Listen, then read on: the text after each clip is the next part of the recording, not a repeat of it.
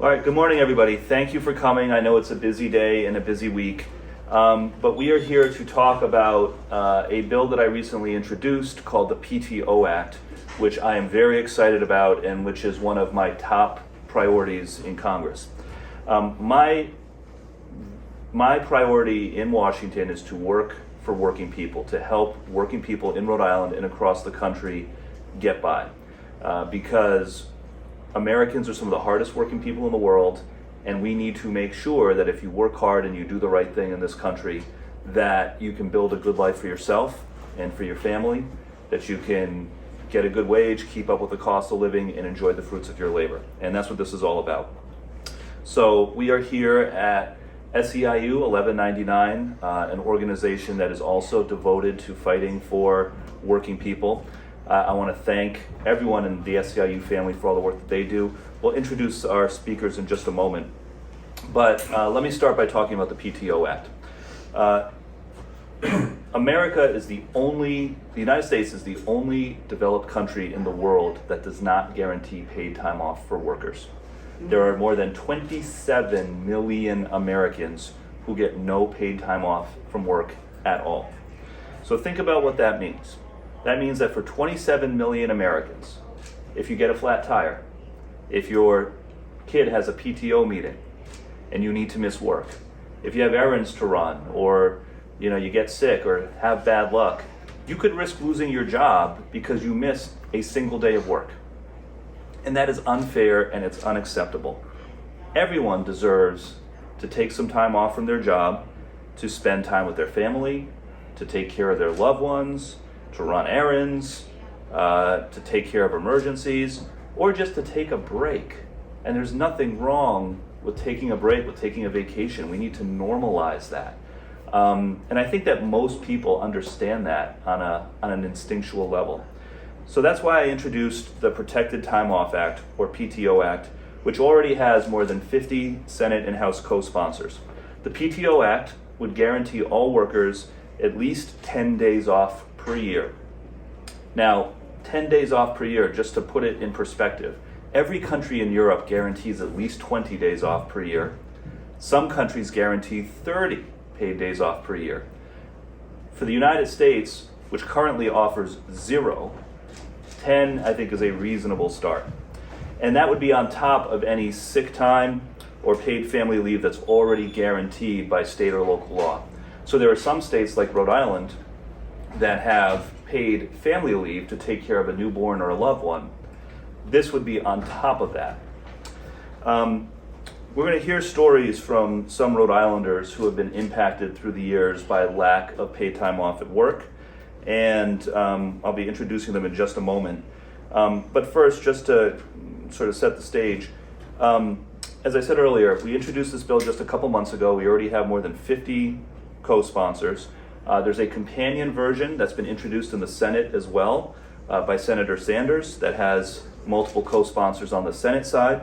This bill has been endorsed by dozens of organizations, including labor unions like SEIU, the AFL-CIO, Unite Here, the National Education Association, the AFT, also civil rights organizations like the NAACP, because keep in mind, it is disproportionately people of color and women who are impacted by lack of paid time off at work, and has been endorsed by organizations that focus on families, like Moms Rising and the National Partnership for Women and Families, because part of this too is that we want to make it easier for people to bond with newborn children, or to take care of their kids and go to their kids' sports games or plays, or parent-teacher conferences.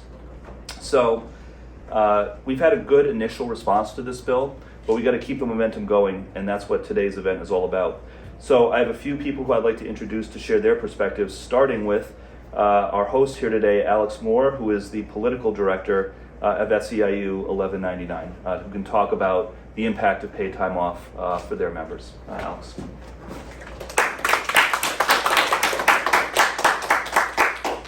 Good morning, everyone, and thank you, Congressman Magaziner, for joining us today to discuss this vital piece of legislation that you're sponsoring, the Protected Time Off Act. SEIU 1199 represents approximately 4,000 healthcare workers across Rhode Island, including those at Women and Infants Hospital, Butler Hospital, Providence Community Health Centers, and several nursing homes. These dedicated professionals often struggle with maintaining a work-life balance. One common issue we see is that many of our members are scheduled for less than 24 hours a week. This scheduling tactic is often used by employers to avoid having workers accrue paid time off, despite these workers frequently putting in additional hours to cover staffing shortages. Effectively, they're working full-time without the benefits that should come with it. This situation creates instability and stress in their lives. Unionized workplaces typically have better benefits, including paid time off, compared to their non-union counterparts. Unfortunately, most workplaces are not unionized, and even in those that are, bosses often look for loopholes to exploit workers. The practice of scheduling workers for less than 24 hours to avoid paid time off accrual undermines these benefits and exacerbates the challenges faced by our healthcare heroes. Many have been experiencing severe burnout due to the relentless demands placed on them during and after the pandemic. It's important to understand the difference between sick leave and paid time off. Sick leave is typically used when an employee is ill or needs to take care of a sick family member. Given the nature of their work, healthcare workers are at a higher risk of falling ill due to their constant exposure to sick patients. While sick leave is a critical benefit, it does not allow for rest and recuperation outside of illness.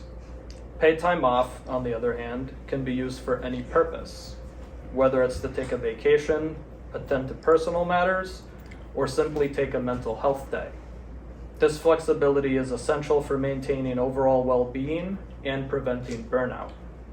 The PTO Act aims to address these issues directly by ensuring that employees who work full-time can earn no less than 2 weeks of paid annual leave per year. This legislation will provide our members with the opportunity to rest and recharge. This paid time off is crucial not just for their health and well-being, but also for the quality of care they can provide to their patients. When caregivers are well rested, they can deliver higher quality, more compassionate care. Moreover, the PTO Act includes protections against being treated unfairly for using paid time off. This means our members can take the time they need without fear of losing their jobs or being punished. It's about basic fairness and dignity in the workplace. In summary, the PTO Act represents a significant step toward improving the lives of our healthcare workers. It will help our members achieve a better work-life balance, reduce stress, and enhance the quality of care they provide. We're deeply grateful to Congressman Magaziner for his commitment to this important cause and look forward to seeing this bill passed for the benefit of all of our members. Thank you very much. And, I should clarify, as I was listening to Alex speak about how some employers who are bad actors in this space manipulate the number of hours that they have their employees work in order to avoid paying them benefits, including in some cases the benefits of time off. Our bill is structured so that the amount of time off that's accrued is tied to the number of hours worked. So it's 10 days per year if you are a full-time 40-hour a week worker. If you work less, if you work 20 hours a week or 30 hours a week, you would still earn time off because it's accrued according to the number of hours per week that you work. So thank you again for sharing your perspective, Alex. We're going to shift now to hearing from the workers' perspective. The last time I was here for another event at SEIU, I met Adelina, who shared her story about not her current job, but when she worked previously at a non-union private nursing home and did not receive time off in that job. And as I go around and I talk about this bill, with groups of people, almost everywhere I go, when I mention the bill, there's someone who raises their hand and has a personal experience, and that was the case the last time I was here. So I'd like to invite Adelina up next to talk a little bit about her experience, and thank you.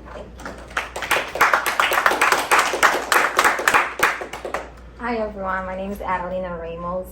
Thank you, Representative, for introducing this bill. As he was saying, my experience, it was when I first started as a CNA. I worked in a non-union facility, and at the time my son was probably 5 years old, and I had to take a day off to take him to doctor's appointment. And I went to the director and I asked her if I could have the day off to take my son to doctor's appointment. And she would say that I wasn't eligible for it. And then I went back to talk to my coworkers, one of the nurses, and I was like, I can't believe she denied me to have a day off to take my son to the doctor's appointment. And then one of the nurses that I was working with at the time, she was like, oh, that's insane, because why does she do that? And then one of the other nurses because she can do it. She's the owner and she's the administrator, so she can do it. So the other nurse was like, well, I worked in a union place and we accumulate hours, and then we have a personal time, a vacation time, and sick time. So I asked her where this place was, and then she told me what it was. It was the SEIU building, and I flew there and then applied for the job, and I worked there for 9 years. And the reason why I said is because we have a union and in our contract, and we negotiate those regulations and those time off. And I'm very grateful that I had a union that supported me, and now we have someone like Representative doing that for everybody else that don't have a union. Thank you.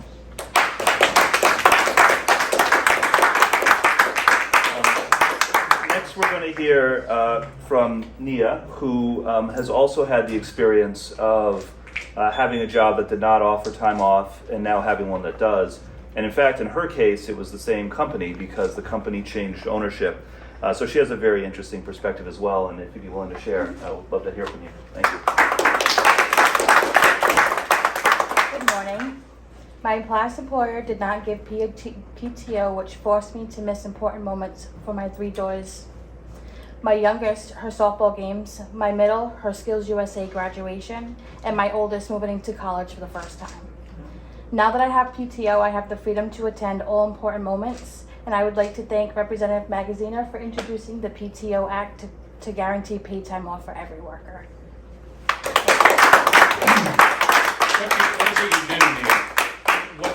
What kind of work do you do? Now I'm in the sign business. So we were bought out recently. This is the new owner. His name is Daryl. But prior to him, we were owned by You make signs. Yeah, we make signs and Thank you. awnings for companies and Oh, okay. residential.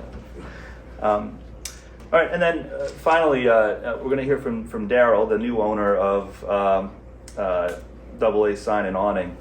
One of the questions that we get sometimes is, well, what about the impact on employers? And my answer is, first of all, if you are an employer that does not already offer time off to your workers, you should. But second of all, what I have been hearing from many employers is that it's a positive. It's a positive to have employees who are rested, who are less stressed, because it improves productivity, it reduces turnover. And so I'd like to invite Daryl Lindy, who is the owner of AA Sign and Awning, to talk a little bit about his experience and why he decided to change the policy when he took over the company. Yeah. Awesome. Congressman, thank you so much for your leadership with this issue. Hi everyone, I'm Daryl Lindy. I'm the new owner of AA Sign and Awning. We're on Jefferson Boulevard in Warwick. If you ever need a sign or an awning, please come find us. For me, this is very personal. As a former naval officer, every year I had 30 days of protected time off. To me, I was stationed in Hawaii, I was stationed in Guam. We had sailors who did not live in those places, who needed to get home, who needed to be with their families. And when I took over the company last year, Nia was actually not present that week. She's very modest, but she has 3 daughters who are all very great softball players, and she was actually at a softball tournament up in Canada, right? Yes. And to me, to see how little PTO she had and that she protected it only to join her daughters playing softball in Canada, I was like, wow.